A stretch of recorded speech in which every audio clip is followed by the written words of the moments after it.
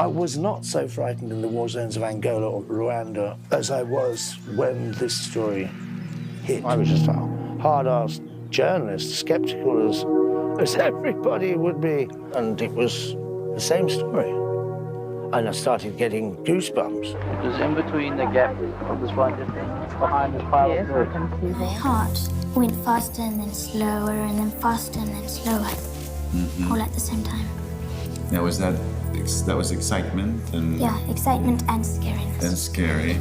You heard a noise in the air? What was it like? Like a roar or a buzz or a hum or what kind of a noise? It was like someone was blowing a flute. And that scared you? Yes. And what did you do when you were afraid? I ran away from it. It looked evil because it was just staring at me. As if to do what? As if it wanted to come and take us. I know this is hard. I know it's hard. John Mack seemed to have brought out that information because we just took it in a very analytical way. We just said, what did you see? And what did the aliens look like? What did they do? But we never thought there might be some kind of emotional, deeper effect. You were saying that you thought that they maybe were trying to tell us something, like about the future. Can you say more what your thought is? What was it like? It was like in the world, all the trees will just go down and there will be no air and people will be dying. How about you?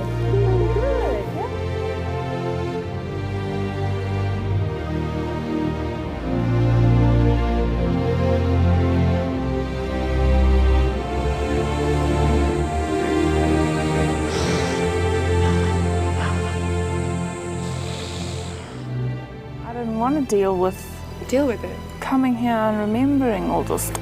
So 20 years later, We still have the same story. I don't care if people think I'm crazy. Because you're not. It happened. They were just like looking at all of us. They seemed to have stiff necks. They didn't seem to move their necks like we can. And if someone were to say, well, this is imagination, this is a dream, how is it different from imagination or dream as you experienced it? Well, it's definitely reality.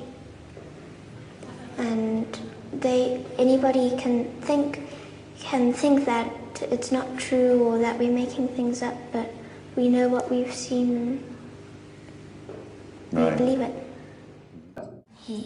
His eyes looked at me as if, I want to, and things like that. I want to what? I want you. I want you. Yeah. They weren't frightened of us. They actually came near.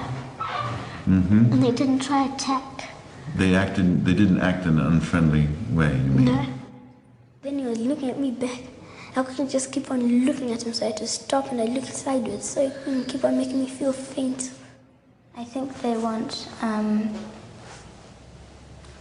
people to know that we're actually making harm on this world and we mustn't get too technologized. What time of day did this event occur? At break time. Break time in the morning or lunch break? Morning. Morning break. And what were you doing at the time? Well, I was playing in the playground, and then we saw something silver, and then we quickly ran to the logs, and we saw a silver thing, and we saw a man standing next to it. Would you like to see him again? Yes. You would like to see him again. Do you think you might see him again? I don't know. And if you saw him again, what would you do? I'll ask him some questions. What would you like to ask him? I'll ask him what is he doing on Earth and what does he want with us. Yeah, I think if there was one experience I'd like to relive, it would be that particular experience. It really does stick with me that something happened, something was out there, and the kids saw it. He has never stopped talking about it. He has never stopped talking about it. And he has believed all the time that it did happen. I think something definitely happened. Yeah, for sure. But it was just that picture that it'll never go out of my mind, was the face and just the craft, you know, they'll always be there. We met up on many occasions after that and hugged and shook our heads and said that was the most amazing experience of our lives, wasn't it? It was literally fear of the unknown, pun intended.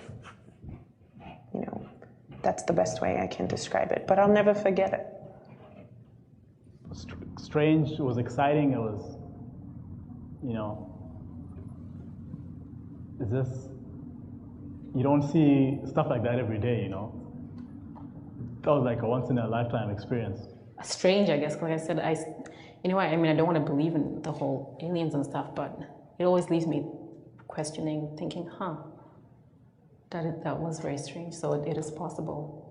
And I mean, in a way, I guess there are times when I try and disassociate myself with like the experience and like what happened in 94, like trying to disassociate myself with what happened there when I was in junior school, but I realize I'll be lying to myself.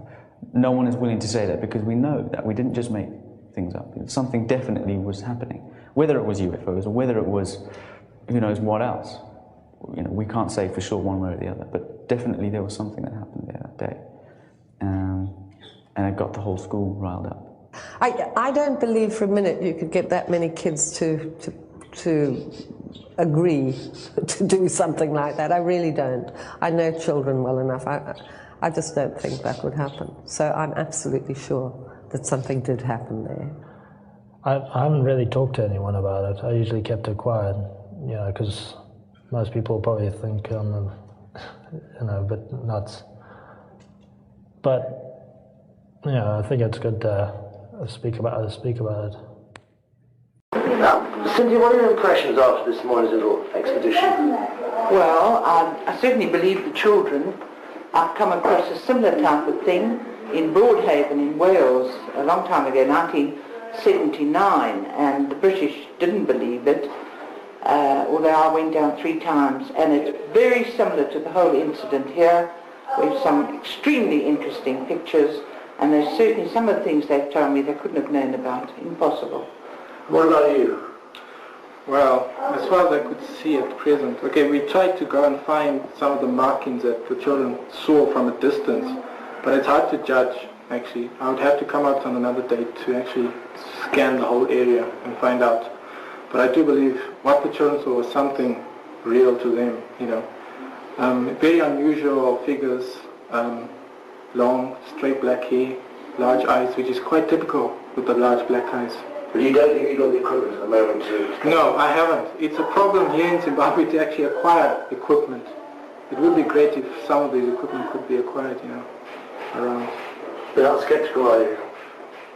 Well, I would like to see some evidence, but from what I see from some of the children, I do believe there's something happened. So both of you are basically to be a worthwhile expedition out here? Oh, definitely. I'm skeptical too. I'm not all that gullible, but this to me is a very typical case, and I've handled several hundreds in southern Africa, and not only that, I've travelled overseas and I've seen in England, America, South America, Europe. Very typical for what people see. Only thing that worries me is how long this was on the ground. There is a missing time element which we haven't been able to go into yet, but it's something I would like to discuss with the headmaster, Mr. Mackey. Great, thanks very much.